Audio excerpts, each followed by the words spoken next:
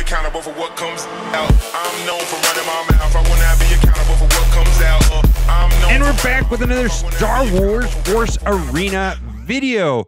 Wow, this update is huge, and boy, the changes are fairly drastic. Most of them are very good. There are a couple things they didn't address, but more importantly, a lot of the stuff that they didn't address on the last update, they did address on this one. So there's going to be 2 new units, and the purpose of both units is about the same for the Rebel Alliance and the Galactic Empire, but basically they are healers. They can heal turrets and towers, and they cost 3 energy, and they heal about 1% per second. So all this really means to me is that everybody's going to have to play some sort of TIE Strike or X-Wing fighter, something to take these guys out, because if they're left unattended, it's going to kind of be nuts.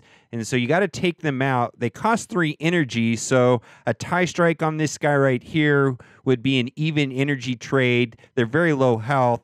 They're able to hang out there for a long period of time. That would be bad. It's also kind of like a counter to like the drop pod. Let's keep going. There's a bunch of other stuff in this update. There's card balancing, and we'll come back to that at the end of the video. Reward changes and daily missions. Basically, everybody's going to get a legendary leader card once a week because they changed the season reset to be weekly now. So everybody's going to get a legendary card once a week. It confuses me a little bit that the rewards are basically very similar from Tier 1 to Tier 7. Don't see a huge incentive to be in Kyber at this point. The play pack has been improved. You can get up to 2 per day. That's the one where if you get 10, you get the play pack. And before it was silver, now it's going to be gold. All of this stuff in this game just seems really good. I mean, this is a game that is relatively inexpensive to play. A free-to-play player can totally survive in this game.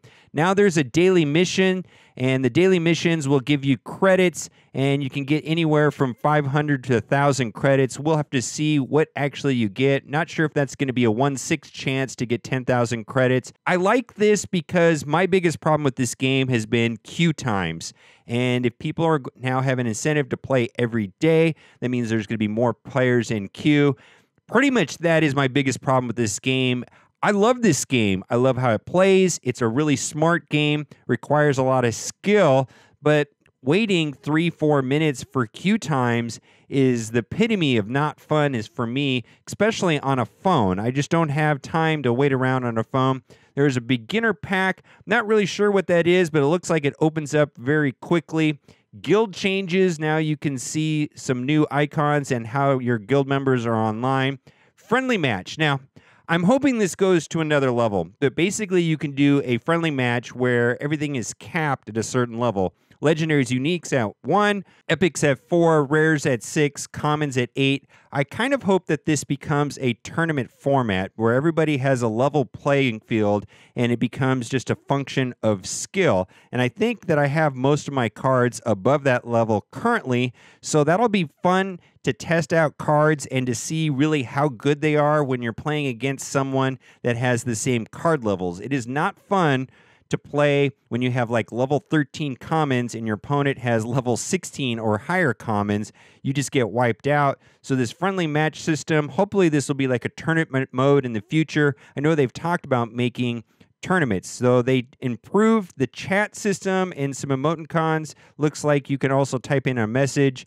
Now this is a big deal. They're going to change the cost for leader upgrades, and they're going to refund everybody's credits that they upgraded before. So if you have a level 2 leader, you're going to get 9,000 credits back because now it costs 2,000 where before it cost 11,000. So one of the biggest confusions I'm seeing on the forums is people saying, oh my goodness, I spent all this money to upgrade my leaders. No, they're going to refund all the credits back to you.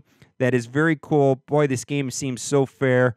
Let's keep going down. They changed the way that the heroes are displayed in the menu system so that you can see their unique And this right here is the biggest thing that I thought they should have on the last patch. I'm glad that they're listening. You can trade uniques for uniques. Now, they did change the time that the trade system will refresh. Looks like it's now 1 day for unique and legendaries, and the rare, epic, and uniques have lower times, 3, 5, and 8 hours. But being able to trade uniques for uniques was my biggest complaint in my last video about the updates. This is huge. I really like this a lot. There's also going to be a battle log where you can see the matches that you played before, how many points you got, and I believe if you click on the player icon, you'll also be able to see the decks. The reward menus have changed. It's a slightly better UI. And when you open up a pack, you'll be able to see the cards in an easier system on what you got out of the pack. The daily missions will have a tab right there above the 1 versus 1. Some more random screen upgrades right here. Card price changes. This is pretty cool because right here, diamond packs will now contain 2 legendary heroes inside of it. It didn't seem like a good value to buy the diamond packs. You know, I was one of the people that was opening my victory packs as I played. Now there might be more of an incentive to buy these diamond packs because they're going to have 2 legendary cards inside of there. They've changed the amount of credits and cards is modified. I have to see how that works out exactly. The details are not here in this post. They updated the UI on the maps. Now, I really hope this is true. Matching system improvement. You'll be matched with someone in the same tier much faster than before. Please, please, please. That is my biggest problem with this game is how long the queue times are. It says you will no longer be matched with players or 2 or more tiers above you. For example, Bronzium player will no longer be matched against Kyber players. Point system change, and I think this is going to help people at lower levels where now people will not get like minus 50 points because there's going to be a percentage on how much they actually lose. So if you would have lost 50 points, and if you're in Durastale, you would not have lost 50 points. You're going to lose 0 points. I think this is a very good upgrade altogether. Let's go into the balance changes. The one thing that I noticed that is not inside of the balance changes is some of the bad cards like Leia and Jin did not get buffs. Let's go into there. All right, so we've got these 2 new cards which can heal turrets. Like I said, they're going to cost 3 energy. I think that's just going to force everybody to play some sort of direct damage to deal with that card because it'll be an even trade. Certainly you're not going to want those units just sitting there unattended healing turrets. Card balancing, Boba Fett. Boy, they've been all over the place on Boba Fett. The flamethrower damage has been increased by 25%. I believe they actually took that down in 2 or 3 patches ago. His flamethrower animation is increased by 35%. If you play Boba Fett, you know that when the flamethrower goes off, you're kind of just stuck. Very cool. Baze Malbus had a drastic damage increase. Those were both pretty bad cards. Now, I'm surprised that there's not a buff to like Jin and Leia. Those just seem like terrible cards. U-Wing, the energy cost went down from 4 to 3. Makes a ton of sense. Now with Bodhi, you can definitely use the U-Wing. It seemed to me that at 4 energy, that was way too expensive and you could use other cards. Slave 1, same thing. In the last patch, they lowered the energy from 4 down to 3, and now they increased the range from 4 to 5. Also a card that should be used. It seems pretty bad that there would be a unique card for a hero, but the unique card was not better than a normal card. So they've made some balance changes so that the unique card for like Boba Fett is totally playable now. Atst Walker. This is probably one of the more drastic things in this patch. And the thing that's interesting is that not only did they nerf the Atst Walker by reducing his attack speed from 2.5 seconds to 2.75 seconds, but the hard counter for the Atst was the Gregorian Rebel, which was nerfed into like not usable. Now they've reduced the energy requirement from 5 to 4. This will become a playable card. This card could even replace turrets because it is a hard counter to the Walker. Pretty much the best counter to the Walker was placing a turret for 3 energy that would pretty much stop the Walker from doing any damage to your tower. Now you can use the Rebel for 4 energy. It can take out the Walker pretty quickly. And then it might be good on offense also if you have like a tank in front of it to protect it. Still kind of squishy. Sharpshooters, the attack speed has improved on both of them. The problem I have with both the sharpshooters is the cost, and we will see if that is a good card. I've not been a fan of the snipers. I'll have to play test that, but the attack speed on both the Imperial and the Rebel sharpshooters has been reduced, so they're going to shoot more.